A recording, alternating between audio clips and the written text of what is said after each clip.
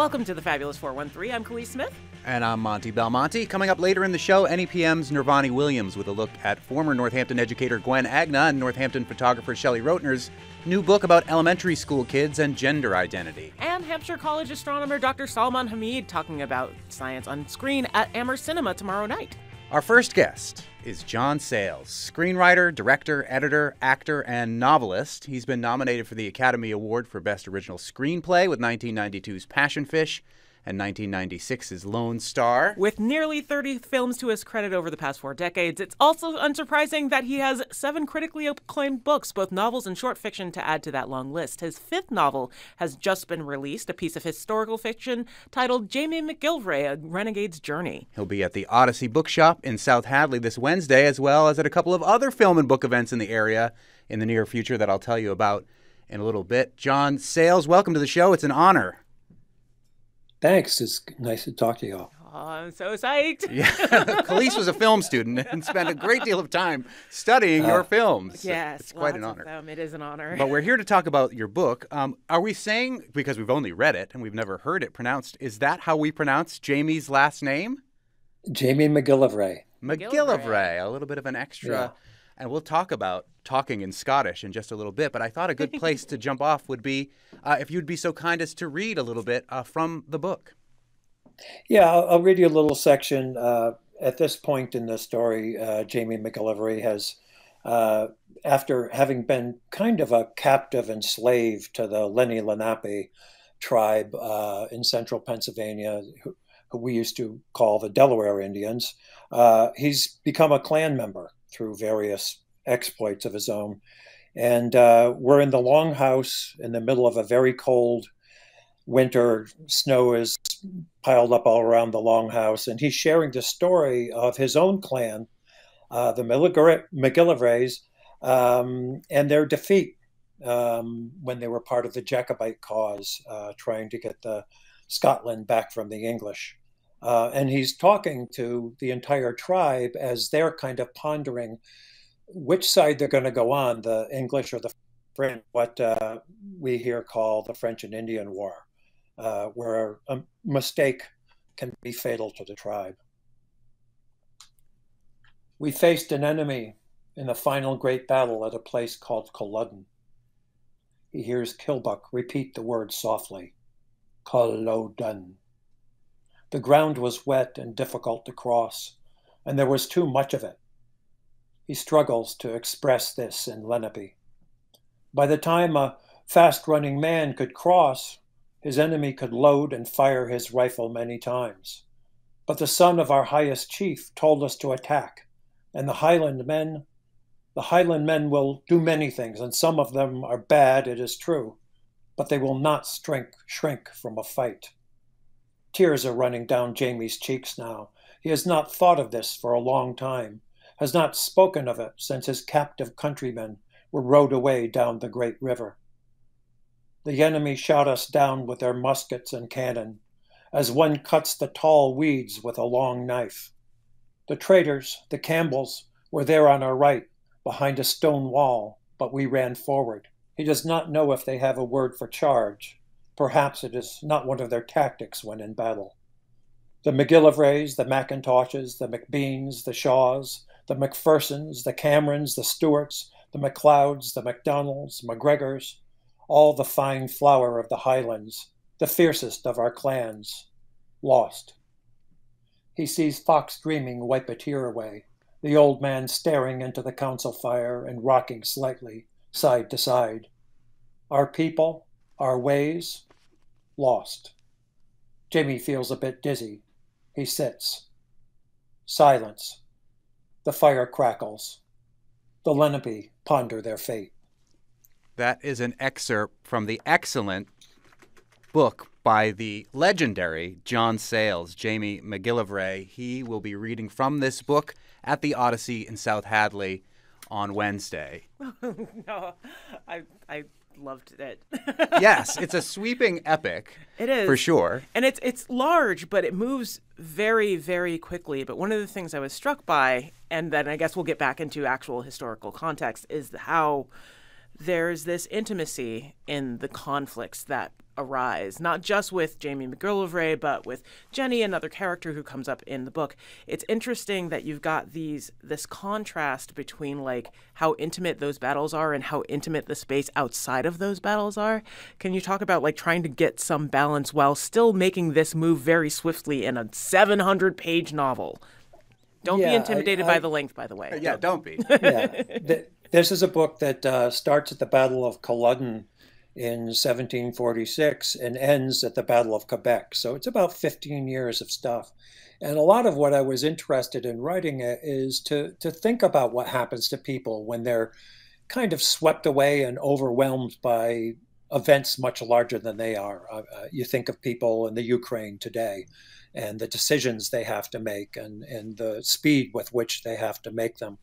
And both Jamie and Jenny Ferguson are characters who are torn out of the life that they thought they were going to live, transported instead of being hanged to the new world, and kind of set loose to try to survive the best they can as the world doesn't stop to give them a break. One of the things that you notice immediately when you're reading this book is the use of language, and starting out with Scottish and almost a phonetic type of Scottish, which if you were to read it out loud would sound like you were speaking with a Scottish accent. Is this an actual way that Scottish is written? Is this something that you decided to add to the book so that we would hear it with that kind of Scottish flair? Yeah, I do it to an extent. If you've ever tried to read Sir Walter Scott, he goes way beyond that extent, and so you have to kind of plow through it. So I suggest the dialect. I did a lot of listening to especially Highland Scots talk. Some of it's words that are out of use now, even in Scotland. There's some untranslated French in it. There's there's a little lot. bit of which is great because it's not literally translated, but there's, even if you don't speak French, there's enough context around the French that you very quickly can figure out what's being said. You give it context, or you use words that are very much like the English words, and people can figure it out. Both of my characters are learning new languages. Right. Jenny, who's an illiterate, poor girl from the Highlands of Scotland, has to learn French during this. Jamie MacGillivray, who's kind of a linguist, speaks a lot of languages in the beginning, but he has to learn this new Indian language by hook or crook, pretty much while he's being a prisoner and a slave of the tribe, just to survive. And I want the reader to have some of that feeling of, oh, I've got to figure this out if I'm going to know what's going on here. And with Jenny's story, it's interesting because she starts learning Creole and she's reprimanded for it and taught proper French. Mm-hmm. And so there's that distinction, too, between the two Frenches that exist where she is. There's race, there's class, there's, the Lenny Lenabe had a saying, there is no neutral in the woods. You have to stand on one tree or behind one tree or the other. And people are being asked to take sides in fatal circumstances sometimes without having the whole story, which is kind of like life. I would say that this is kind of an anti-colonial epic, but judging from the rest of your body of work, I would say it's not your first. What is it about that sort of story that is compelling to you? I'm interested in the tension between the official story and what actually happened, the complexity of what actually happened. As we move away from events, we tend to mythologize them and make them into, sometimes things that just make us feel good about who we are, or what country we belong to, or what tribe we belong to. But if you go back and look at them, they're usually a lot more gray areas than black and white areas, a lot more complexity to it. And I'm always interested in digging into stories like that.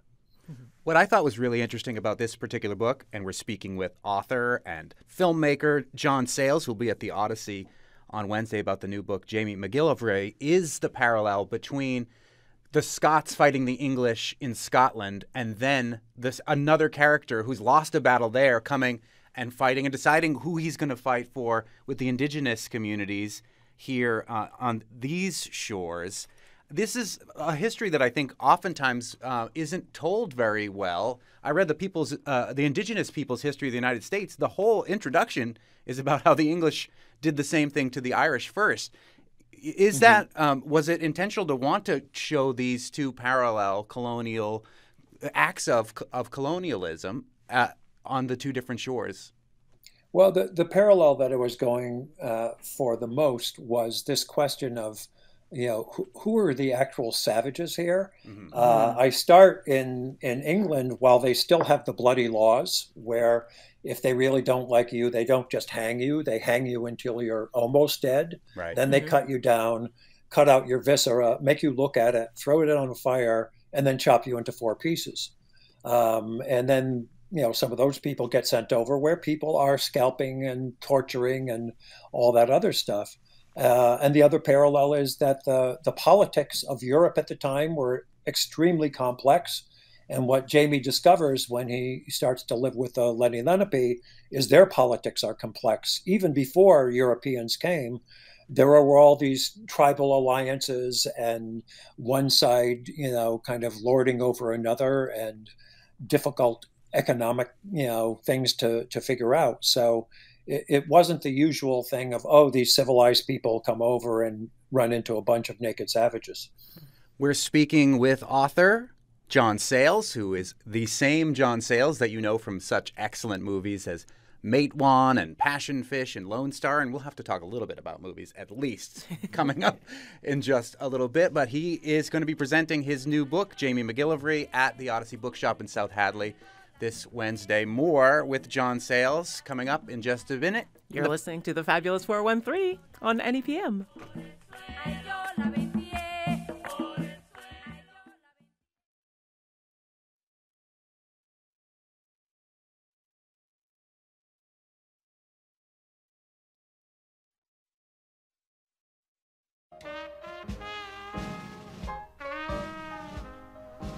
Welcome back to the Fabulous 413. I'm Monte Belmonte. I'm Khalees Smith. And I'm delighted to welcome back our guest, John Sayles, who has a great new book called Jamie MacGillivray, The Renegade's Journey. He'll be at the Odyssey Bookshop in South Hadley reading from this book on Wednesday. But we, on this show, which is brand new if you didn't know, John, we've only been on for just about a month, focus on what we love about the 4 counties of Western Massachusetts. And you do have some connections here in the 4 counties of Western Mass. You are a Williams College alum.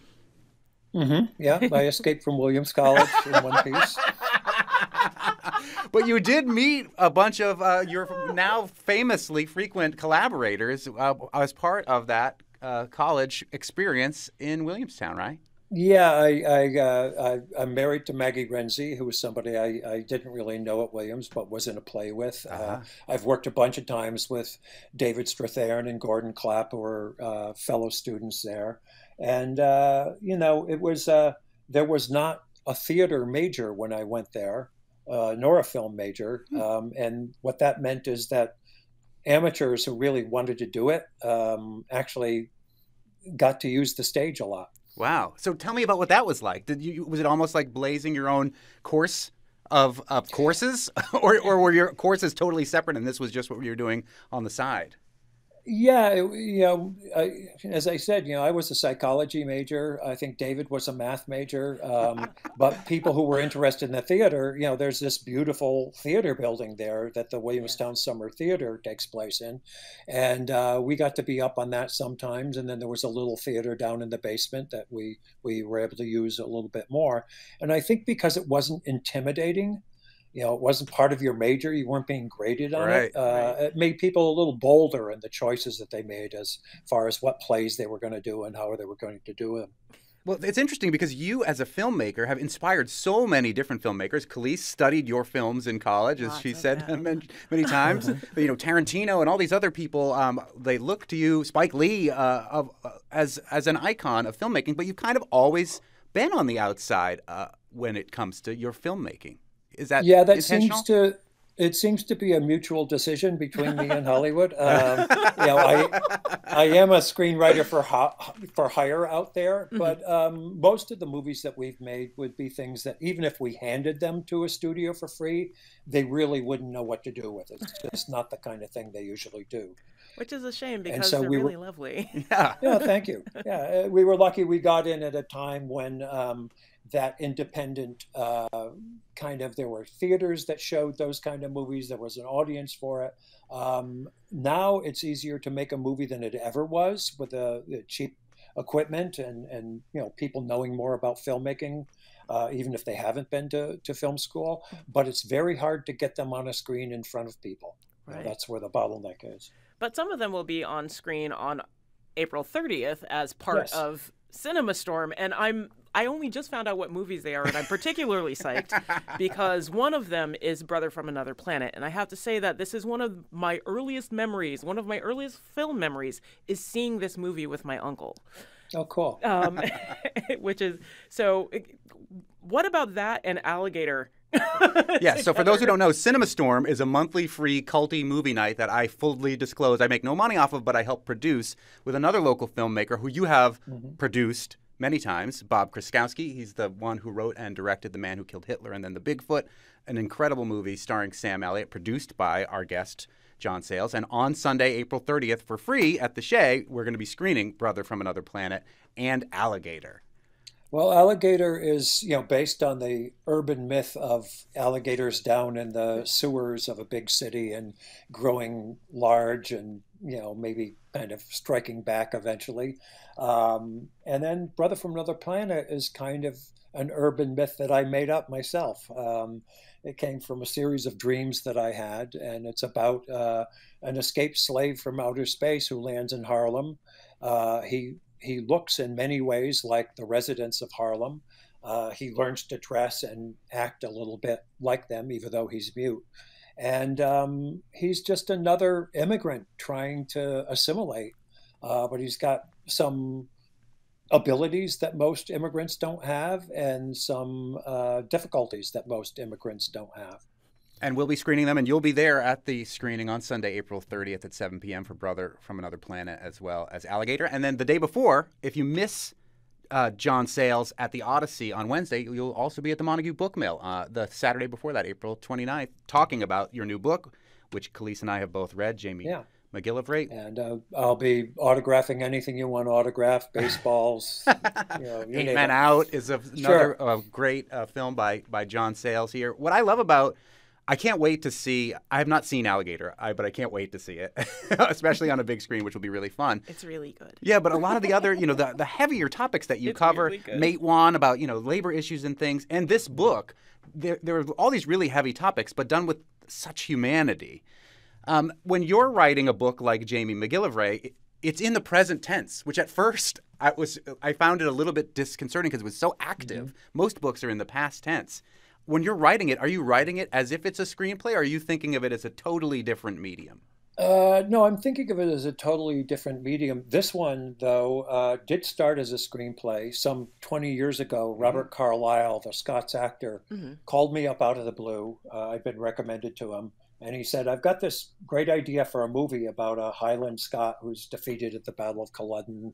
And instead of hanging him when he's defeated, the English transport him to the New World, and he gets involved with Indian tribes there. And I liked it so much, I wrote a screenplay on spec. We got to scout in the Highlands of Scotland with Robert Carlyle, and never were able to raise the money to make it into a movie. Then about 20 years later, I decided, it's such a great story, I should do something with it, and started working on making it as a book. They're very different processes. I mean, when you make a movie, you have to be very aware of time. Are we 15 minutes into the story, a half hour into the story, almost finished with a story? And when you're writing a book, you don't have all those other people like a production designer, or an art director, or a composer. So you have to describe everything if you want people to see it and be in it. And one of the techniques I've used in my last 3 novels is, even though they're all kind of period novels, to write them in present tense. It's happening now. It's not It's not something that happened to a bunch of dead people long, long ago. It really does put you in the middle of the action right away, in a way that at first it was a little bit disconcerting even, but then you grow into it for sure. I don't think it's disconcerting. I think it lends to the general intimacy of the novel. Yeah. Like, this is a very close story, and it's easy to feel and it's easy to get into. But I think that there's this interesting contrast between like your genre works in film, or at least what could be considered genre works, and some of your more straight-laced stories or more like directly historical stories that I find really compelling. Because again, like, they're not told any differently or with any less like passion or compassion. How do you do that? Yeah, I think you take genre stories almost like fables. We're familiar with a horror genre. We're familiar with a hard-boiled detective genre. And what you do with them is you use that structure and those expectations of the audience, and then you play variations on them. So my movie Lone Star is very much like a Western. There aren't horses in it. It's not in the West, but it leads up to a gunfight, at high noon, in the center of the town. And it has the structure of a Western where there's these increasing confrontations. So one thing that when you make movies in any popular medium, you have to deal with the expectations of the audience. And then if you aren't going to satisfy them, or if you're going to twist them in some ways, you have to be very aware of, what you're doing, especially in the casting.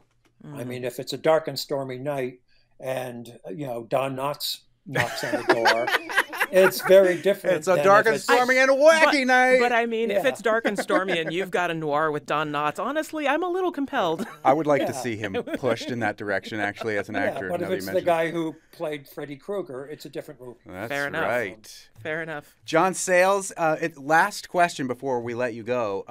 I don't want to ruin anything about this wonderful book, but is it possible that we will see some of the characters from this book in another book in the future? I don't think so.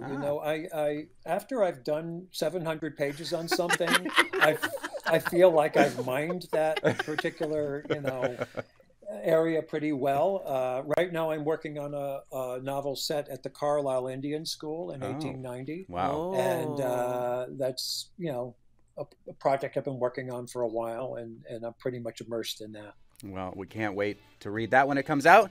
Can't wait to see you Wednesday at the Odyssey Bookshop in South Hadley, and then Saturday, April 28th at the Montague Book Mill, and then Sunday, April 29th at the Book Mill, and then April 30th, the Sunday, the double features Cinema Storm, Brother from Another Planet, and Alligator, both films created by our guest, John Sayles. Thank you so much for joining us here in the Fabulous 413.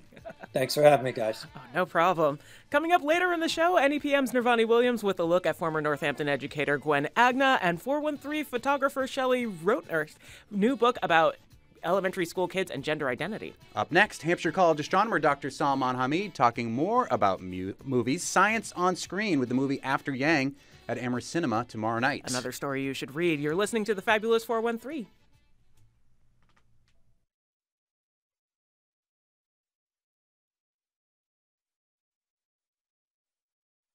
To boldly go where no man has gone before. Hampshire College astronomer Dr. Salman Hameed, Mr. Universe. We just had Academy Award nominated filmmaker John Sayles on the air and announced that he's going to be doing an event at the Shea coming up later in April, but there is more exciting film happening in our area. You, apart from being an astronomer, are on the board of the wonderful Amherst Cinema in downtown Amherst, and tomorrow, coordinated with theaters all across the country, is a National Evening of Science on Screen. Yes, and before I say anything further, John Sayles. I mean, he's amazing. Isn't he? He's really fantastic. And if you haven't seen his films, if nothing else, check out Lone Star. Love Lone Star. It's absolutely amazing. But all of his films are really cool. The real independent filmmaker. He writes, edits, everything he does it himself. And they're very thoughtful films. So 2 thumbs up for John Sayles. But yes, so Sloan Foundation has been funding Science on Screen, in which they partner with many of the organizations that show films, for example, Amherst Cinema, and they bring in a film and they have somebody who talks about it as well.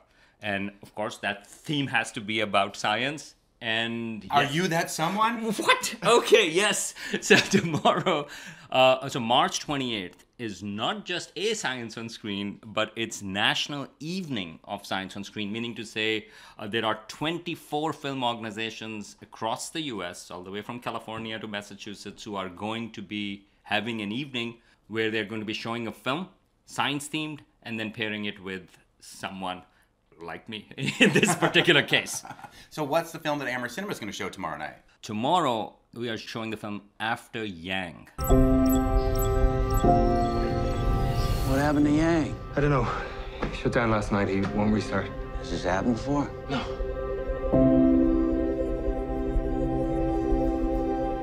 If we can't get Yang fixed, we're not gonna buy another sibling for Mika. It is an interior core problem. I need your permission to break open the core. We've always known that some bots are equipped with spyware. You might not want this bot in your house anymore. I saw it early last year, 2022. It's a fantastic film. It's directed by a Korean-American director, Ko Gun-ada. He's a fascinating guy. So I'm going to talk about him because the way his films are, I mean, they actually go and talk about experiences of identity, because he himself has sort of like in some ways two identities, and they're Korean and American. This particular film has Colin Farrell in it from last year's stuff. If you remember Banshees of Inisherin, he was fantastic. He's the one who kept all his fingers. Oh, great, a spoiler in there. But he's also really amazing in After Yang. This movie is in the tradition of thoughtful, slow science fiction. So it's a slow burner. So if you are looking for example, action-packed, bam, bam, aliens and things like that, this movie is not like that. But if you are looking for grappling with deeper questions about what makes us human, what makes us who we are, I think then it is there. The premise of the film is that you are sometime in the future, we don't know exactly when, something has happened. We are in a post-apocalyptic world. So that's actually really subtle.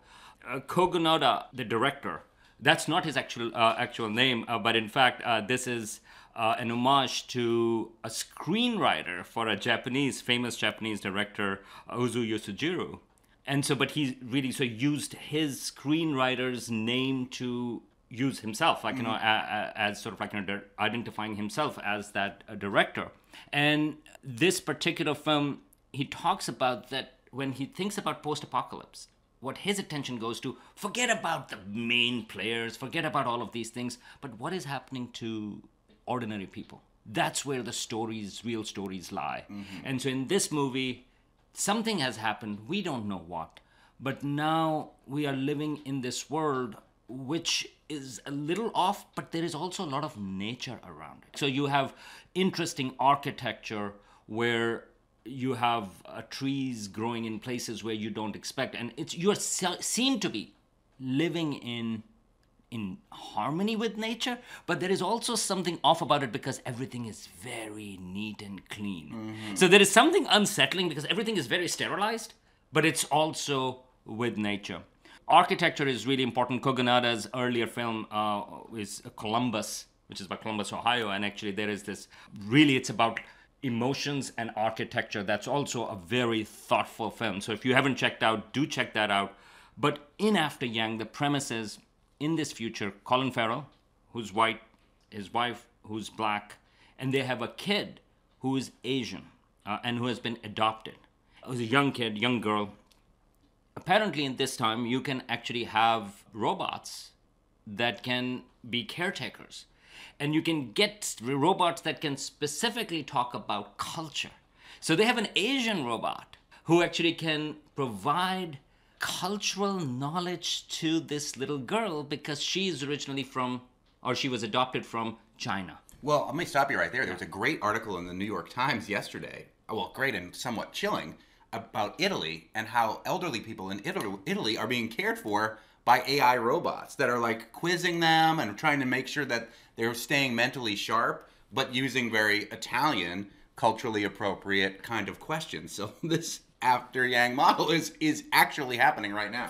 And this is one of those wonderful things about this particular film, After Yang, is that, so it takes that, where oftentimes when we think about robots, we think that the main question is, oh, is the robot like human or not? And the robot also oftentimes in films like Terminator or other films like, they want to be like human, right? Or they want to come kill us. Or they want to kill us. Come with me if you want to live. But also sort of like the higher standard is more like Data, for example, in Star Trek, wanted to be human, right? Like, and whether they would do or not, that's a whole separate thing. Here, in many ways, it actually talks about, actually doesn't care. And in fact, why do you want to be more like human? And that is an embedded message in there. But rather, the robot's question is whether it can be Asian or not. And that's an interesting twist to that. And then there is a really thoughtful conversations about adoptions. But a lot of it is about your identity.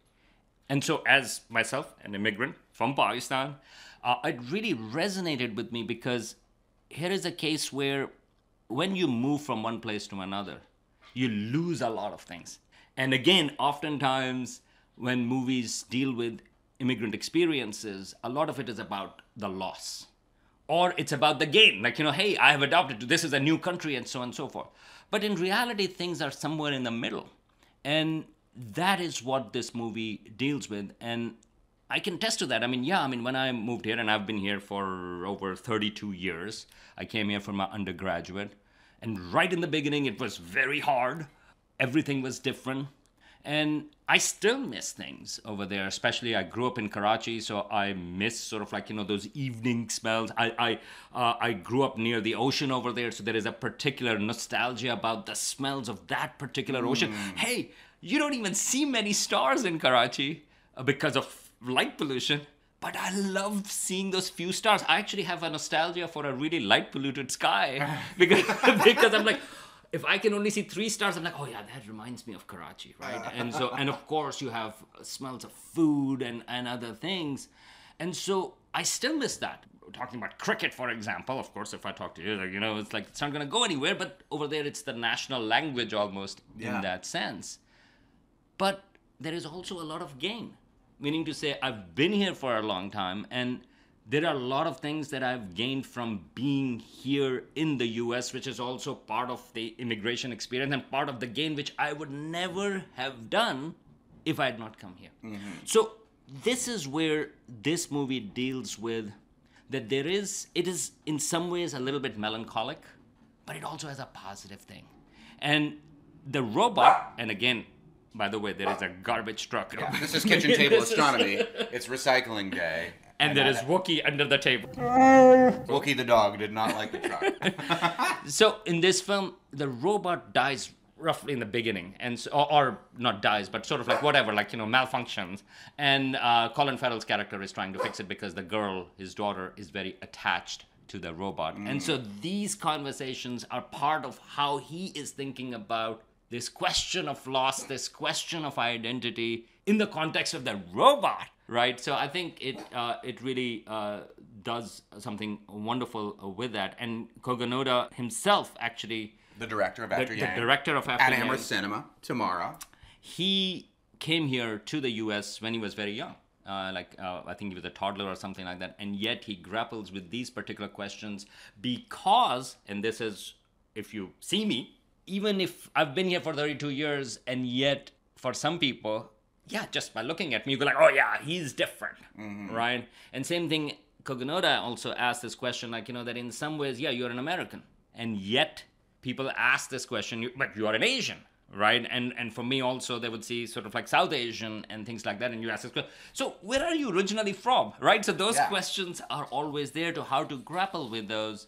The film very thoughtfully deals with this balance between the loss and the gain and how it shapes our identity. Well, it's interesting too because we are now experiencing AI in a way that we haven't been as users of search engines in particular, like Google and Bing and all these other things that are embedding these artificial intelligent characters that we are interacting with. Some of these interactions have been chilling. There was a big story again in the New York Times about using AI and the AI presenting itself with an entire dark identity and falling in love with the user. If you haven't read that article, it's chilling. Does this wrestle with the potential dark aspects of it? Because I think maybe that's a trope that's too easy to go down. Khalees likes to say she believes when the rise of the robots happens, it'll be more like C-3PO and R2-D2, where they're there knowing everything and can kind of be really helpful. We seem to be made to suffer.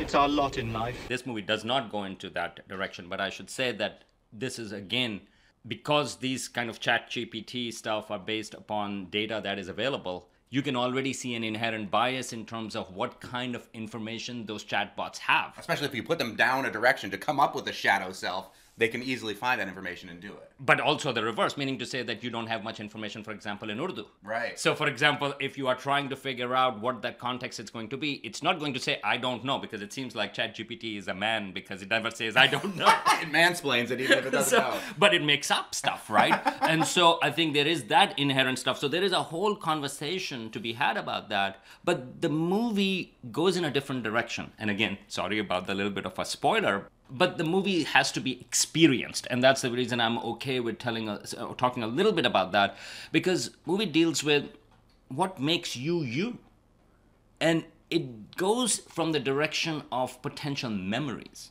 right? Okay, so what are those memories, and how does it shape your own identity? And I think that's where this immigration experience and memories really become crucial, because, again, to go back to this example, you know me, we've talked, we've known each other for about a dozen years or so, or a little bit more. But you don't know everything about me, because I have other aspects of my life which are also in my memory. But that becomes even deeper in terms of immigration experiences, because people who know me, including my wife, I have a son, he knows me from this context. But I also have a parent, I have my father in Pakistan, and he knows me from that context. There is a loss, because if I were to explain to my son, look who I am, well, that experience of Pakistan makes a really crucial personality for me of how I grew up. But it's very hard to transmit that information. Mm-hmm. And the same thing, I would love for my father to know who I am from spending 32 years here in the US. But that is very hard to convey. Mm-hmm. And so, in that context, there is an inherent loss in communicating to somebody who you are in a full picture. And it becomes, and I should mention, it happens to everybody. It's not just the context of immigration, because people are displaced here as well. People have multiple contexts in which their identities are shaped. But I think with immigrant experiences, it even becomes much more acute in that sense. So here in this film, the question is like, who is that robot? Again, you don't think in terms of that thing, but that's the question that the movie is asking, but not in terms of, is the robot like human or not? No, which, by the way, the ChatGPT questions are related to that thing. The movie is not asking that, because the robot itself is not asking this question, doesn't even want to be like human. It is just asking, am I Asian enough? Am I Asian? Which is, again, a fascinating question. Colin Farrell character, he also has a tea shop. This post sort of like an apocalypse world is unclear what's going on or what happened really. And he runs this tea place, and the robot really asks this, how do you experience tea? And he's trying to explain that of how it is. And then he asks this question, can you taste a place in a teacup? That is really goes to this question of, how do you convey an experience, something that you really goes through, embody you?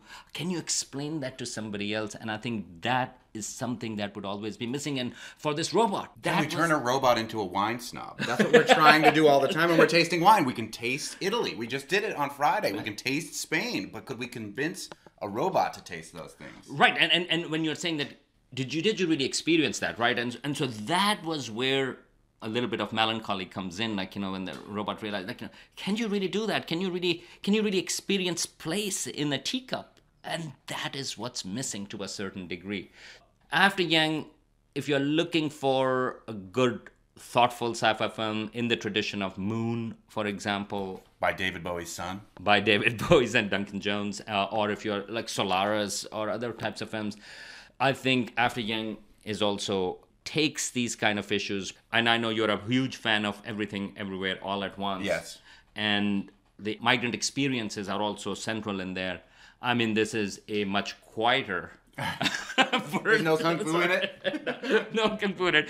Wait a minute, I don't want to spoil it, like, but towards the... No, it's, come on over to Amherst Cinema. I also want to say, watch films on the big screen. Especially, sometimes people say, oh, is this movie action-packed film so that you want to see it on the big screen?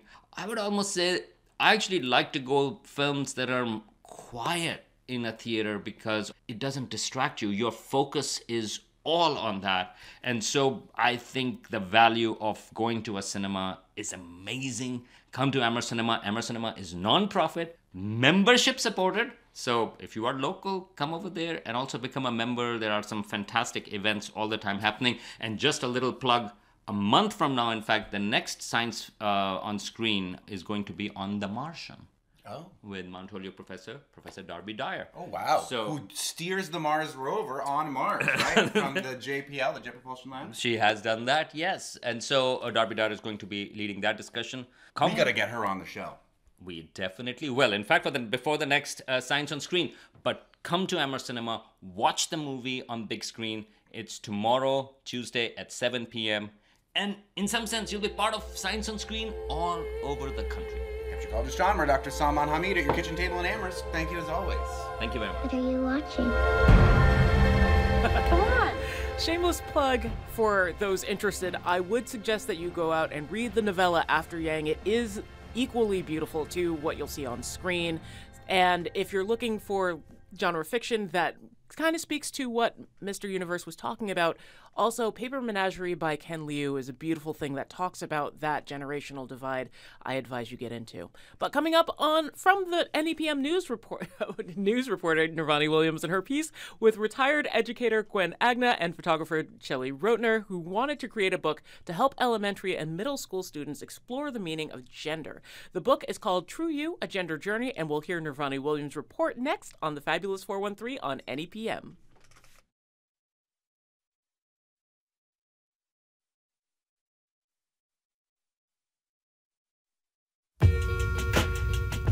Welcome back to the Fab 413. I'm Khalees Smith. And I'm Monte Belmonte. Retired educator Gwen Agna, along with the author and photographer Shelley Rotner, wanted to create a book to help elementary and middle school students explore the meaning of gender.